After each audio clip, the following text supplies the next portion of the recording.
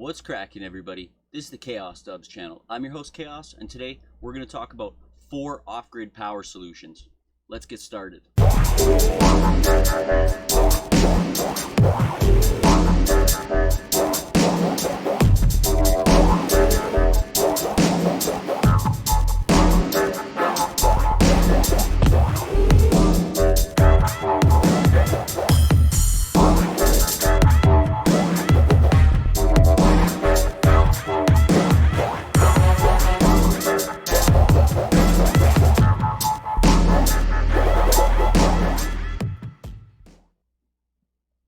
Alright, so today, folks, we're talking about 4 different off-grid power solutions.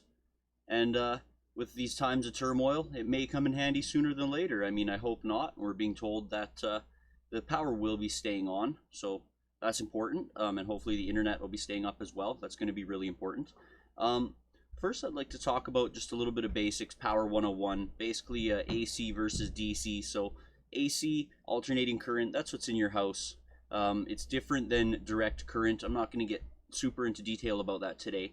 But basically, direct current is what we're going to be discussing here today, and that's the way you're going to power off-grid power solutions using these methods anyways. So everything that we're discussing today is going to require a battery and some type of charge controller to manage the power output from your preferred method. And our first method today is going to be solar panels. So you need, obviously, the panels themselves. I'm a big proponent of solar panels. I use them all the time. I'll put some pictures up here for you so you can check it out. Some being used while I'm out camping. And some of the solar panels that I have, I'll leave links for as well in the descriptions there in the bottom. If you want to get some for yourself. I find them at Canadian Tire on sale generally, and you get them for around 50% of what they usually cost, which is pretty good. So solar panels are good for a lot of reasons. They're easy to carry around. You can get all different sizes. They do generate a decent amount of electricity as well, although they're not really enough to supply like a house or like an off-grid situation without a lot of them. Like I had 3 solar panels before, 40 watts a piece, and 2 of them got stolen by some jerks, I guess, when we were out in Vancouver. They didn't steal any of the parts to use them, so screw them, I guess. It was kind of funny, but I ended up buying another one, so now I have one of the smaller 40-watt ones and a bigger, I think it's 100-watt, I believe. And even so, I mean, if you plug both of those into a battery like all day, it's still not going to charge it, right? If you're trying to charge like a deep cycle battery, it'll take about a full week to charge it up, and that's if sunlight is like direct all day, which, you know, that's just not realistic. That's obviously prime conditions, and yeah, it's not always like that. If you get some shade or anything, it's going to change, obviously. They are like hail-proof and damage-proof and shatter-proof and all that, which is good. They're pretty hard to break. I've never broken one, but like I said, they just don't generate a ton of power. I mostly use them to keep my car battery topped up while I'm camping, so I can continue charging my devices like my vape and my phone and that kind of stuff. And like I said, I'm going to leave some links down there, guys. They are pretty good. They're good to have as a backup. The backpack ones I haven't actually tried myself yet. I'm talking about, you know, larger 2 by 3 foot type of panels.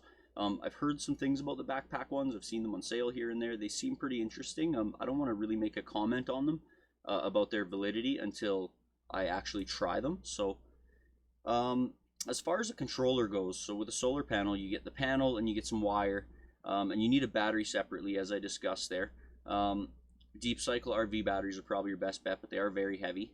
But the solar controller is basically a little box that allows the direct energy from the panel to be transmitted into trickle charging for the battery, and it also has an automatic shutoff, so once it reaches full, it'll just stop charging, although that rarely happens with solar panels. That's pretty much all I have to say about that. Solar panels are great, guys. You should invest in them. The second thing I want to talk about today is water power generation. There's a few different methods to do this, and I'm going to put some pictures here around so you can have a look. There's a few different methods. So one of them that I'm showing here, it's top down. So there's a pipe feeding the water wheel there, and every water wheel will be attached to a generator on one end. Whether that's using a belt and pulley or direct connection to it, there's different ways to do that as well. But you would be driving a generator, basically like a head from a generator, so like the piece that actually generates the power without the gas engine. You could also use like a car alternator. That would require some more tweaking because that's alternating current, and you would have to get it rectified to DC current. It is possible, and also car alternators aren't your best bet because I mean, they are designed for it, but they're designed for AC, so you're going to lose a lot of power in the conversion. So what you want is a DC power inverter, ideally, if you can find one. If not, AC is going to require, like I said, some type of converter, and it is possible. I'm not going to get too into details today. It's a lot of numbers and all that stuff, but you would have a water wheel either touching in the river, like I said, having water fall down onto it. And it's pretty straightforward. I mean, you hook that up to a battery bank and you've got off-grid power. As long as you have water accessible to you. Now, of course, not everybody's bug-out location or off-grid location is going to have water accessible to you, so that's going to change things a little bit.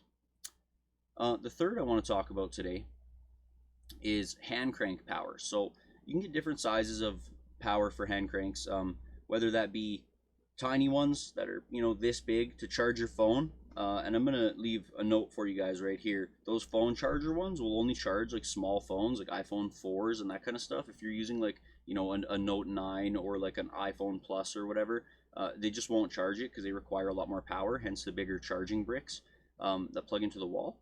And then they get into the medium-sized ones, which generate, I'd say around 20 watts is some of the ones that I've seen. They've got a big crank on them. They're, I don't know, about this big, 6-8 inches. I don't own one yet. I am going to be buying one of those for sure. I think they're $40 on AliExpress. They're about $100 if you want to get one here in North America for the exact same one. And they do everything from 3 watts or 3 volts to 12 or 16 volts, I believe.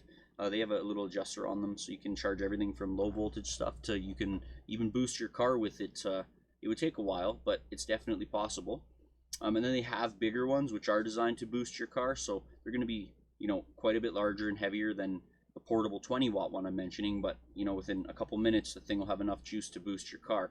So there is that, but it's not really going to be as portable. So it's not like something you can just throw it in a bug-out bag, for example. But if you had a bug-out location or, you know, in a vehicle, it's not a bad thing to have. They are substantially more expensive. I've seen some in the $300+ range, folks. And they're pretty straightforward. I mean, they crank and they work. Some of the ones you'll find also, I was talking about one of my other videos, NOAA radios. They sometimes also have a crank in them to charge your phone as well as charge the radio, among other things. Some of them have a solar panel as well. The solar panel on them, again, it's really not effective when it's this big, even if it's getting full sun. I mean, it's going to take a long time to charge a small battery. So I want to move on to the next one that I'm going to talk about today, and it's wind power. Wind power is similar to solar in the way that you need a solar controller, or a charge controller, and it's a lot better than solar because you can actually generate a lot more power, especially if you live in a windy spot like where we're at here in Alberta. The wind's inconsistent and gusty, but I mean, really that's great for power generation.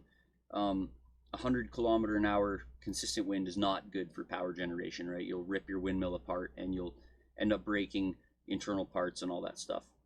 So these can be found on Amazon and AliExpress for, you know, as low as $200, upwards of, you know, 5 or 6 depending. There's a lot of options. 12, 24 volt. You can get 3-blade, 4-blade, 5-blade, 6-blade. You can get different shapes. So you can get ones that are like blades, like a fan, or you can get ones that are like a circle thing. They're probably about this big, but they got like fans that way, so it spins on that kind of axis instead. And they all generate around 400 watts and up, which is incredible considering the solar panels cost a lot more. The solar panels are in the area of 150 to 300 a piece, like I said, depending on if you catch them on sale or not.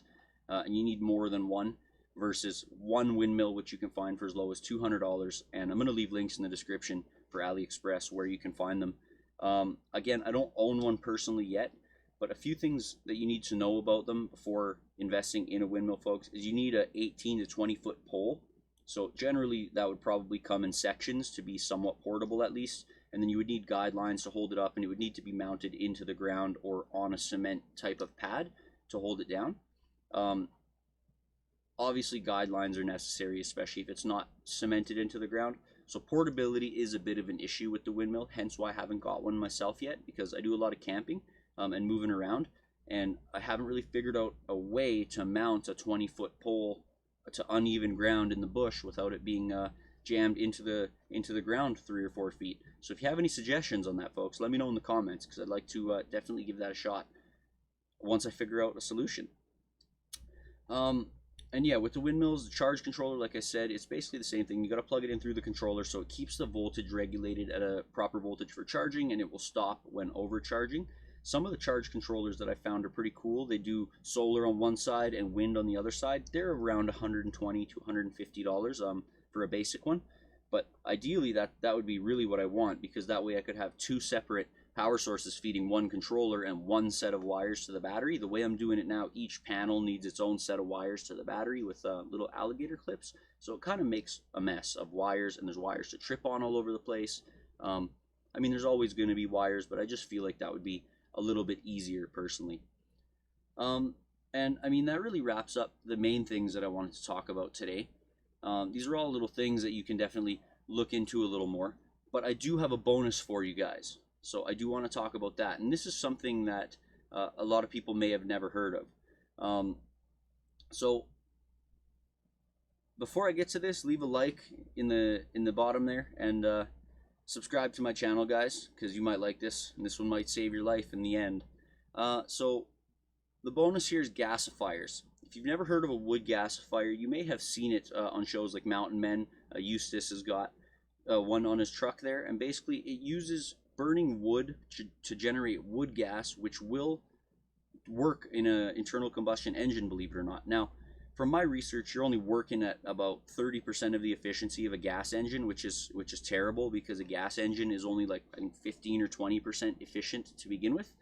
So that kind of sucks. But in an emergency, it can go for a long time. Now, it will cause more corrosion and damage on the engine. It's not a forever solution, but I mean, if there's nothing else available, a gasifier is a possibility. I'm going to leave a link in the description for some plans for a gasifier if you'd like to learn more and see kind of how they're built. Again, this is not something I have attempted yet myself, but it's definitely something I will be looking at for collapses in the future. If gas ever runs out, folks, what are we going to do?